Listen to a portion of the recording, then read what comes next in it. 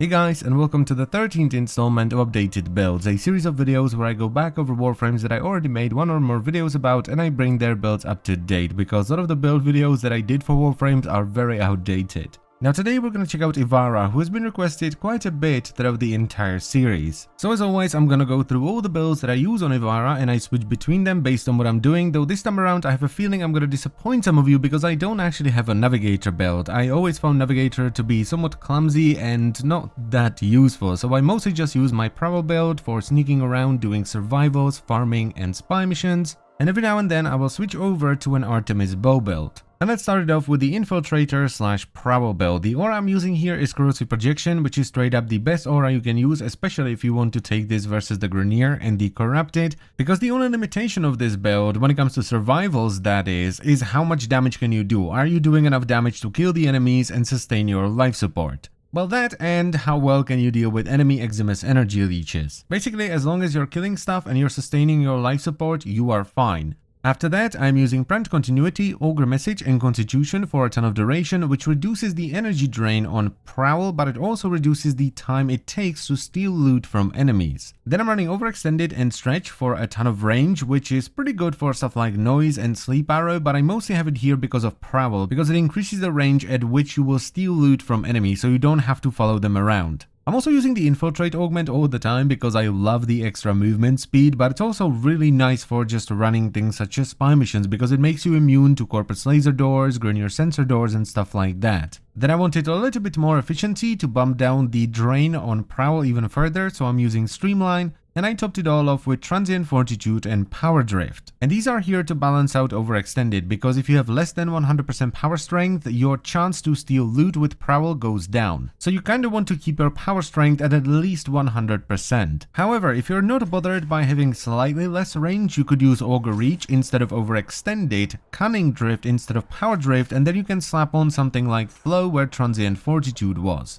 I did it this way because I really enjoy having tons of range on Prowl because I like to use this build for farming as well. Now, as I've said already, when it comes to survivals, this build is pretty much unstoppable as long as you're not derping about. The easiest faction to use this against are definitely the Grenier because they don't have nullifiers inside, so all you have to worry about is life support, and Eximus energy leeches. You have to take those out as soon as you see them. It's alright versus the infested as well, but you have to be super careful about toxin procs because you only have 225 health, so you die incredibly fast. And when it comes to the Corpus or the Corrupted, I would recommend you run Throwing Knives as your primary damage weapon or a melee weapon if you want to do it that way. And you run Mitre with the Neutralizing Justice augment, which pretty much guarantees you're gonna pop a nullifier bubble if you hit it with one of the blades, especially if you add Split Chamber for some multi-shot, and Hush, which will make it silent so it doesn't break your Prowl when you shoot it. And all you want to do in terms of gameplay, in survivals at least, is simply sneak about, wait for Prowl to nick the loot from the enemy and then kill them with either your Throwing Knives, other silent weapon or your melee weapon. Now if you start running low on energy, whether it is because you just get unlucky with energy orb drops or you miss one of the Eximus energy leeches, don't panic because there is a very easy way to refill your energy with energy pizzas. Simply find a nice spot, shoot down a cloak arrow, go into the cloak arrow, deactivate Prowl, pop an energy pizza and that's it. Just remember to reactivate Prowl before the cloak arrow runs out. Now this setup isn't just good for long survivals and stuff like that, it's amazing for spy missions as well because you can pretty much just ignore all the traps. You can walk through sensor doors, laser doors, you can walk right up to the drones that constantly scan the area and you will not trigger the alarms. The only thing you have to watch out for are the little zappy mines in Grenier missions. Those will hit you even if you're cloaked. Those are really bad because they do damage, they don't do a lot but you don't have a lot of health so they actually hurt, but they also drain your energy stupidly fast so they will probably cancel your Prowl as well. And now let's take a look at the Artemis bow setup. This one is really strong. So the aura I'm using here is Energy Siphon because Artemis bow doesn't drain your energy. It uses energy whenever you shoot it, so it doesn't deactivate Energy Siphon, which is really good. Now you might be tempted to go with Corrosive Projection just to get a little bit of extra damage out of it, but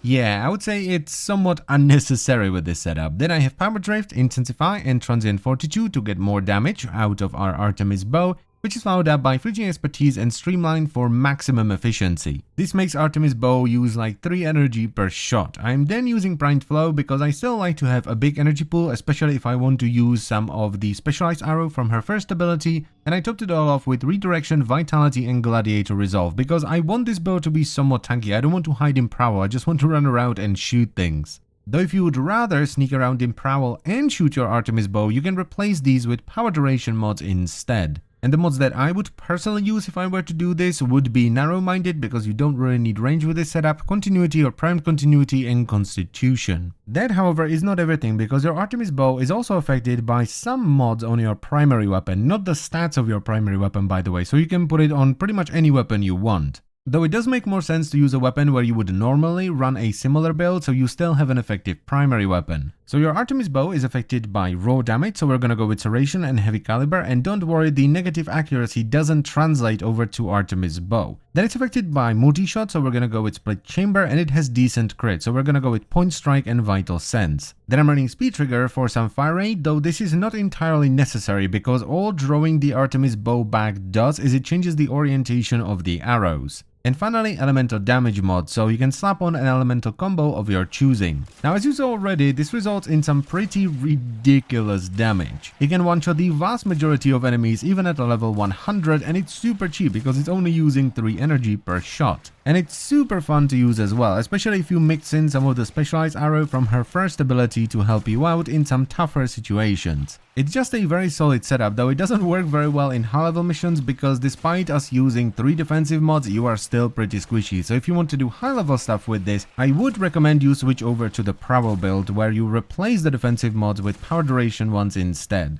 That way you are still getting stupid amounts of damage from Artemis bow, but you also have the benefit of being cloaked thanks to Prowl. Which, by the way, is in my opinion one of the strongest setups in the entire game because you have stealth and insane damage on top of that. The reason why I didn't use it and I used this one instead is because I wanted something faster, something I can run around with and just shoot things. And that's pretty much it for the build, so I thank you very much for watching. As always guys, I hope you've enjoyed the video and it was helpful, and I will see you next time. Bye bye.